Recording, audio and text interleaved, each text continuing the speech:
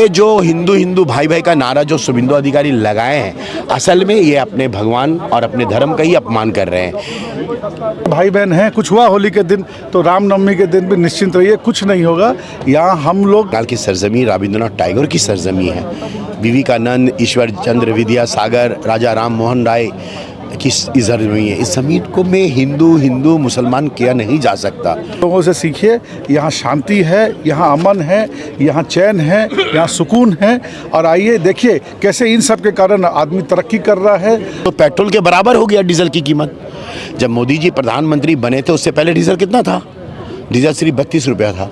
आज तो डीजल 98, 96, 100 रुपया हो गया है। तो चलिए हम कहते हैं तो आपसे ये मैं पूछूंगा कि आप जो हमसे सवाल कर रहे हैं तो आप ये जवाब दीजिए कि विवेक गुप्ता जी रमज़ान का एहतमाम कर रहे हैं, ये क्या मैसेज जा रहा है? यहाँ पे जितना भी मुस्लिम भाई बहन लोग हैं सब आ रहे हैं। हम लोग हिंदू होके भी यहाँ पे आ रहे हैं। ये लोग भी हम लोगों का दुर्गा पूजा में, हम लोगों का जितना भी त्यौहार है, होली में, दिवाली में शामिल होता है। इफ्तार सिर्फ एक रोज़ा खोलने का नाम नहीं, ये एक एकता का पैगाम है, ये इबादत का एहसास है और ये सियासत से परे इंसानियत का एक मिसाल है।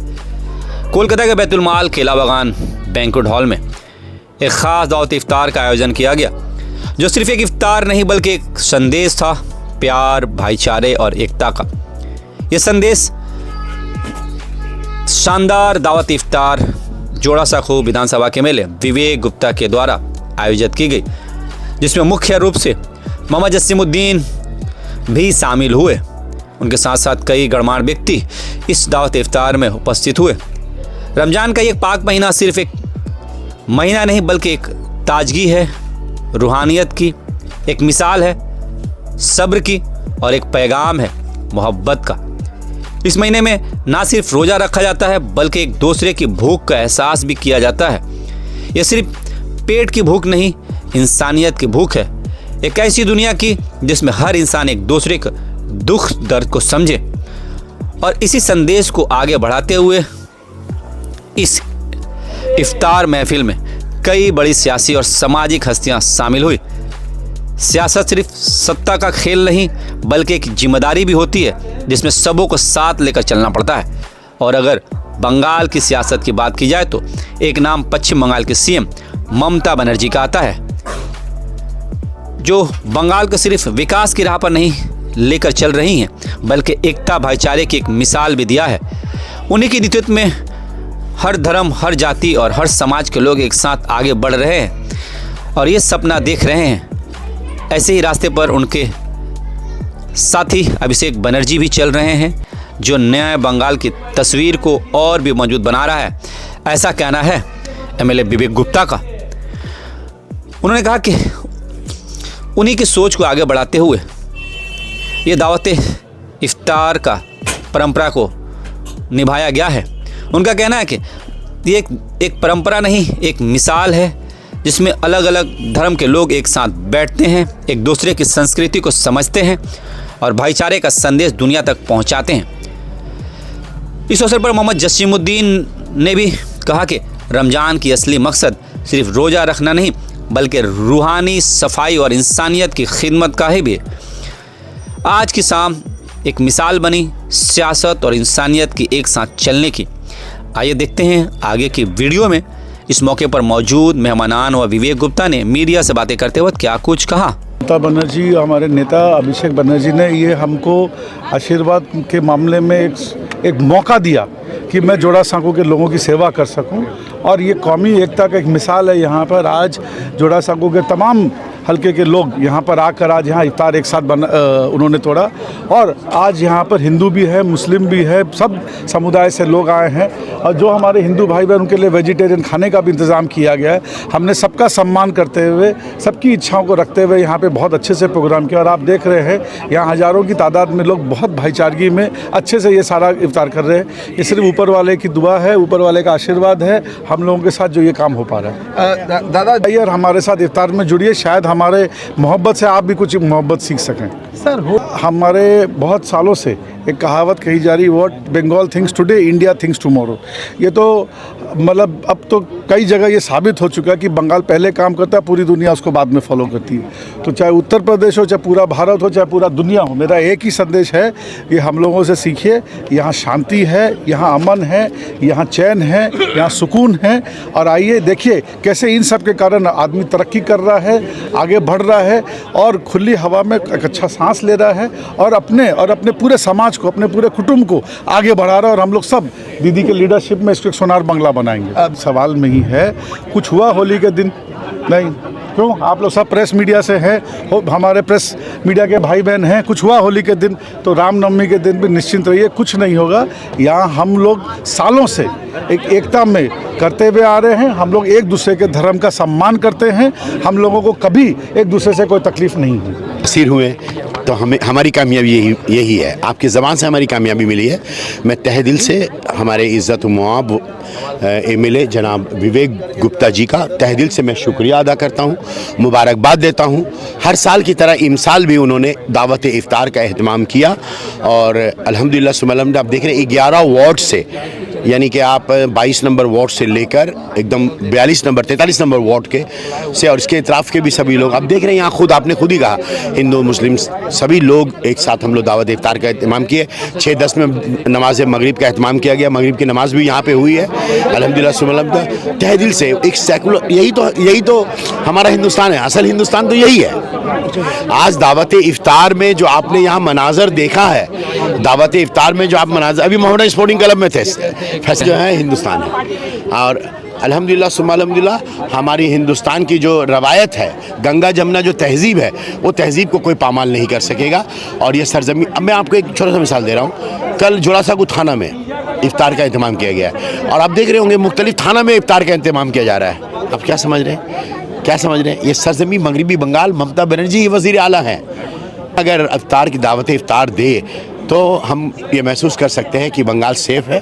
बंगाल के तमाम लोग एक साथ रहते हैं। सिर्फ दावत इफ्तार नहीं, दुर्गा पूजा, काली पूजा, छठ पूजा, आपका क्रिसमस का जो 25 तारीख जो क्रिसमस मनाते हैं हम लोग, हर त्यौहार हम लोग मिलजुल करके मनाते हैं अल्हम्दुलिल्लाह। सिर्फ त्यौहार नहीं, एक दूसरे के शादी ब्याह में भी हम लोग शरीक होते हैं। यहाँ सिर्फ वोट पर है, उनकी निगाहें कुर्सी पर है, उनकी निगाहें वज़ीर आला की कुर्सी पर है। अब आप देख लीजिए, जहाँ तक आपने स्पेसिफिक बताया है शुभेंदु अधिकारी के बारे में या मगरबी बंगाल की भाजपा के बारे में, आप देख लीजिए 14 में उन्होंने जो कहा, उसके बाद 16 में जो उन्होंने कहा, उसके बाद 19 में जो कहा, 21 में जो कहा। जिस तरह मुल्क में 400 पार बोले थे, खुद 240 में आ गए वो लोग। मगरबी बंगाल में तो सरकार भी बना लिए थे 200 पार, पर हुआ नहीं।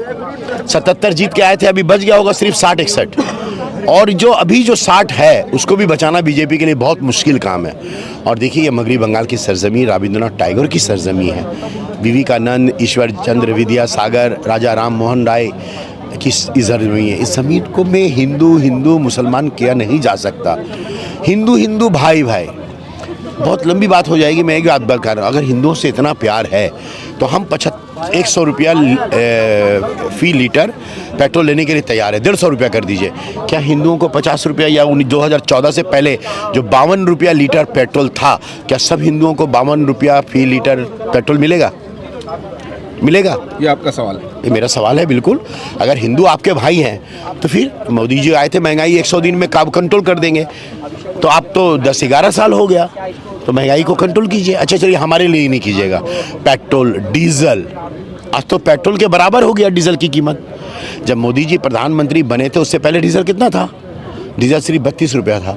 आज तो डीजल 98, 96, 100 रुपया हो गया है। तो चलिए, हम कहते हैं कि हम डीजल 120 रुपया खरीदने के लिए तैयार है। चलिए 150 रुपया में खरीदने के लिए तैयार है, 150 रुपया फ़ी लीटर।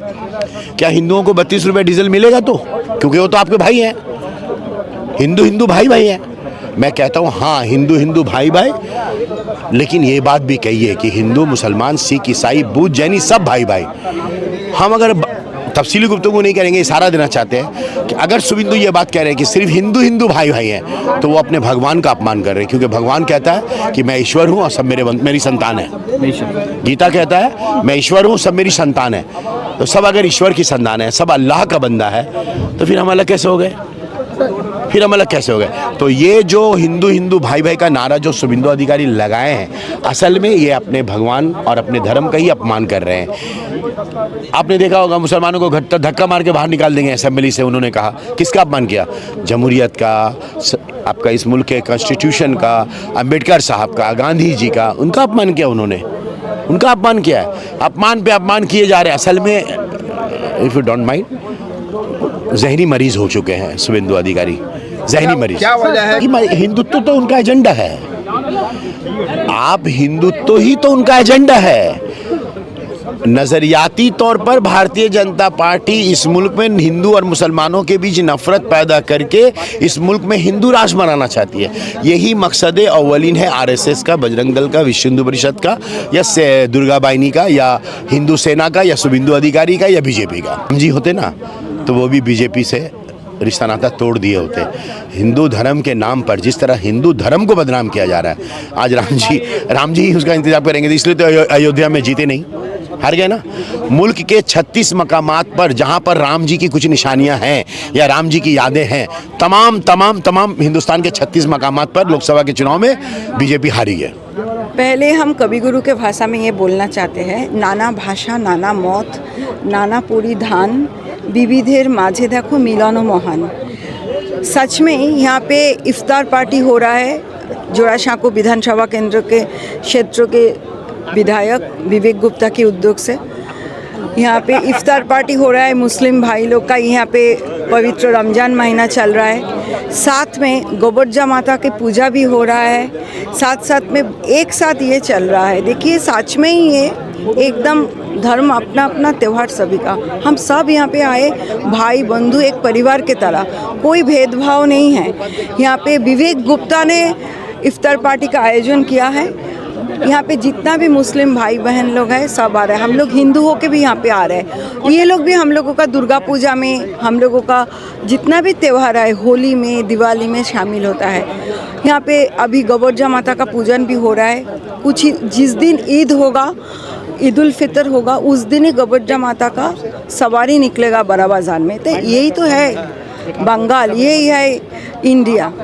हम सब साथ इकट्ठा होकर एक परिवार की तरह जीते हैं।